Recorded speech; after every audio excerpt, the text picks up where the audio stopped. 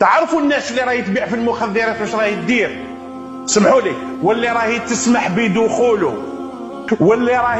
بدخوله لاباك واش راهم يديروا؟ راهم يقتلوا في السلاله.